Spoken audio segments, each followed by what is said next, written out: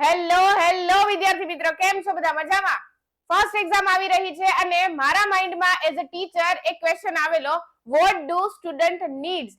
Student needs only and only ધમાકેદાર strategy. તો હું તમારા માટે લઈને આવી છું આજના આ લેક્ચરની અંદર એક નવી સ્ટ્રેટેજી જે ખૂબ જ ધમાકેદાર છે, જે તમારા એક્ઝામની અંદર સારું પરફોર્મન્સ લાવી શકે છે, તમારા રિવિઝનની અંદર તમને મદદરૂપ થઈ શકે છે અને સાથે સાથે તમારા માર્ક્સની અંદર પણ ઘણો ફેર પડી શકે એમ છે.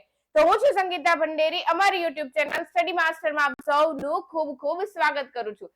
તો આપણે ખ્યાલ છે કે ફર્સ્ટ એક્ઝામ એટલે કે આપણી પ્રથમ કસોટી ખૂબ નજીક આવી રહી છે અને માત્ર ને માત્ર આપણી પાસે 21 ડેઝ બાકી છે. 21 દિવસની અંદર તમે કઈ રીતે બાયોલોજી સારી રીતે ભણી શકો છો, કઈ રીતે બાયોલોજીની અંદર રિવિઝન કરી શકો છો અને કઈ રીતે બાયોલોજીમાં સારામાં સારા માર્ક્સ લાવી શકો છો.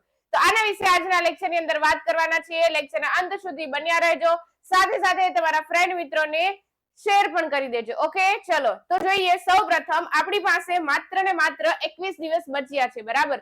તો આની અંદર આપણી પાસે માત્ર હું તમને 3 જ સ્ટેપ કહેવાની છું. 3 સ્ટેપની અંદર તમે કઈ રીતે બાયોલોજીમાં સારામાં સારા માર્ક્સ કવર કરી શકો છો. કારણ કે જો બેટા ફર્સ્ટ એક્ઝામમાં તમે જે વસ્તુ કવર કરી હશે ને એ વસ્તુ તમને સેકન્ડ એક્ઝામમાં પણ કામ લાગવાની છે અને ફાઇનલ એક્ઝામમાં રિવિઝન વખતે ખૂબ ઓછા સમયગાળામાં સારું એવું રિવિઝન કરી શકશો. કારણ કે જો તમારી તૈયારી જ પહેલેથી સારી હશે ને તો તમને ફાઇનલ એક્ઝામમાં પ્રોબ્લેમ થશે નહીં. હું ગેરંટી સાથે કહું છું કે આ જે 3 સ્ટેપ છે એ તમને ચોક્કસપણે 100% કામ આવવાના છે જો તમે મેં કહેલી દરેક વસ્તુ ફોલો કરશો તો. ઓકે, જો સૌથી પહેલા આપણે વાત કરીએ કે રીડિંગ. આપણું પહેલું સ્ટેપ છે રીડિંગ નું, બરાબર? તો રીડિંગ કઈ રીતે કરવા? આપણે ખ્યાલ છે કે આપણી પ્રથમ કસોટીના સિલેબસની અંદર માત્ર ને માત્ર 9 ચેપ્ટર છે. તો બાયોલોજીની અંદર ધોરણ 11 માં 9 ચેપ્ટર આપેલા છે અને એના આપણે અમુક દિવસો ફાળવેલા છે. તો રીડિંગ માટેનો ટાઈમ, રીડિંગ માટેનો સમયગાળો તમારે માત્ર ને માત્ર 16 દિવસનો હોવો જોઈએ. સૌથી પહેલા આપણે વાત કરીએ, આપણી પાસે છે પહેલું ચેપ્ટર સજીવ વિશ્વ, જે આપણને ખ્યાલ છે ખૂબ નાનું ચેપ્ટર છે, એટલે કે એક જ દિવસની અંદર કમ્પ્લીટ થઈ શકે એમ છે. બીજું છે જૈવિક વર્ગીકરણ, એના માટે પણ 1 દિવસ. વનસ્પતિ સૃષ્ટિ 2 દિવસ. પ્રાણી સૃષ્ટિ થોડુંક લેન્ધી છે અને થોડુંક અઘરું પણ છે, થોડુંક લાંબુ પણ છે, એટલા માટે મેં એને 3 દિવસ આપેલા છે. એના પછી છે સપુષ્પી વનસ્પતિની બાહ્યાકાર વિદ્યા, જે પ્રથમ કસોટીમાં 5 માર્ક્સનું પૂછાવાનું છે, એના માટે મેં 2 દિવસ ગણ્યા છે. સપુષ્પી વનસ્પતિની અંતઃસંરચનાની વાત કરીએ તો માત્ર ને માત્ર 1 જ દિવસમાં ભણી લેવાય. કારણ કે આપણે ભણી ચૂક્યા છીએ લાઈવ લેક્ચરની અંદર અને બહુ સારી રીતે ભણ્યા છીએ, બરાબર? તો 1 જ દિવસમાં કમ્પ્લીટ થઈ જાય એવું ચેપ્ટર છે. અને 7મું ચેપ્ટર છે પ્રાણીઓનું રચનાકીય આયોજન, જેની અંદર તમારે માત્ર ને માત્ર દેડકો ભણવાનો છે. અને આ દેડકાની અંદર અમુક સિસ્ટમો આવે છે, અમુક તંત્રો આવે છે, એ તંત્ર માત્ર ને માત્ર 2 દિવસમાં કમ્પ્લીટ થઈ જાય એમ છે. અને એના પછીનું જે 8મું ચેપ્ટર છે કોષ જીવનનો એકમ, જે તમે 6થા ધોરણથી ભણતા આવ્યા છો. તો માત્ર ખાલી તમારે થોડું ઘણું જ એમાં નોલેજ એડ કરવાની જરૂર છે. ઓલરેડી તમે નાના ધોરણમાં ભણી ચૂક્યા છો, છતાં પણ મેં એને 2 દિવસ આપ્યા છે. અને એના પછીનું એક નવું ચેપ્ટર હતું જૈવ અણુઓ, જે 2 દિવસનું છે. આમ ટોટલ જોવા જઈએ ને તો 16 દિવસમાં તમારું રીડિંગ કમ્પ્લીટ થઈ જાય. આવી રીતે જો તમે 16 દિવસની અંદર દરેક ચેપ્ટર કમ્પ્લીટ કરી નાખશો તો 16 દિવસમાં હું ગેરંટી આપું છું કે દરેક ચેપ્ટર તમારે એક વખત તો રિવાઇઝ થઈ જશે. એક વખત તો તમે રીડિંગ કરી જ લેશો. રીડિંગ કરો છો સાથે સાથે મારા લેક્ચર જોવો, 1 વાર નહીં, 2 વાર નહીં, 3 વાર, જ્યાં સુધી તમને નથી સમજાતું ત્યાં સુધી લેક્ચર જોવો. ના સમજાય તો હું છું, મને ગમે ત્યારે તમે ખાલી ક્વેશ્ચન કરો, કયો મને આ વસ્તુ જોઈએ છે, હું દરેક વસ્તુ આપવા તૈયાર છું. ઓકે, એના પછીનું બીજું સ્ટેપ છે રિવિઝન. ફર્સ્ટ રિવિઝન, પહેલું રિવિઝન તમે કઈ રીતે કરો છો એના વિશે વાત કરીએ. 16 દિવસ કમ્પ્લીટ થઈ ચૂક્યા છે, આપણી પાસે માત્ર હવે 5 દિવસ વધ્યા છે. તો આ 5 દિવસની અંદર 4 દિવસમાં આપણે પહેલું રિવિઝન કરવાના છીએ. કઈ રીતે?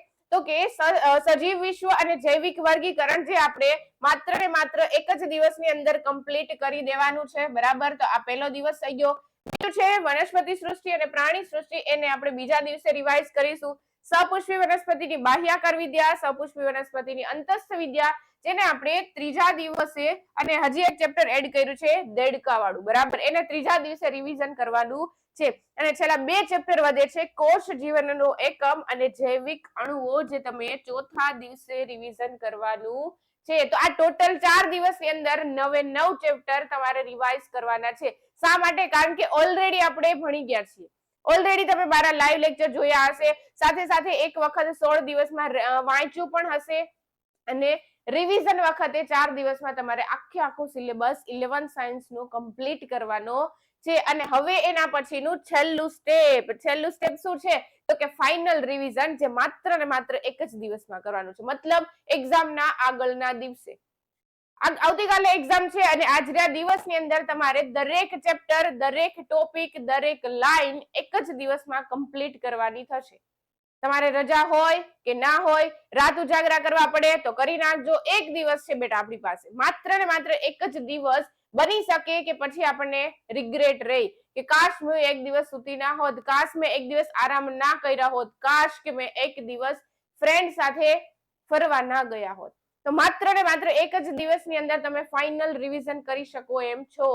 તો આ 21 દિવસની અંદર અત્યારે જ મને કોમેન્ટની અંદર જણાવી દો કે શું તમે આ 21 દિવસનો ચેલેન્જ લેવાના છો, 21 દિવસની સ્ટ્રેટેજી અપનાવવાના છો કે નહીં. અને સાથે સાથે 21 દિવસ જેવા કમ્પ્લીટ થાય, બાયોલોજીનું પેપર પૂરું થાય, તરત જ મારી પાસે આવજો.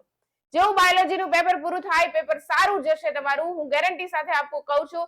અને તરત જ મારી પાસે આવજો, મને ફોન કરજો, મેસેજ કરજો, કોમેન્ટ કરજો, જે કાંઈ બી પોસિબલ થાય મારા સુધી પહોંચવાની ટ્રાય કરજો અને મને જણાવજો કે આ 21 દિવસની સ્ટ્રેટેજી તમને કેટલી કામ લાગે છે. બરાબર છે? તો હવે આપણે ઓકે, યસ, થેન્ક યુ. તો આટલી હતી આપણી માત્ર ને માત્ર 21 દિવસની બાયોલોજીની ધોરણ 11 ને લગતી સ્ટ્રેટેજી. આશા રાખું છું કે મજા આવી હશે. પ્લીઝ બેટા કોમેન્ટ કરીને મને જણાવજો. તમારા ફ્રેન્ડ સાથે, મિત્ર સાથે, બેનપણી, દોસ્તાર જે કાંઈ બી હોય દરેકને લેક્ચર શેર કરી દેજો. સાથે સાથે મળીએ છીએ આપણે નેક્સ્ટ ટાઈમ. આવી જ રીતે તૈયારી કરતા રહેજો, સ્ટ્રેટેજી લેતા જજો, ચેલેન્જ આપતા રહેજો. અને છેલ્લે હું ખાલી એટલું જ કહેવા માંગીશ કે મહેનત કરજો અને ખૂબ આગળ વધજો. Thank you so much.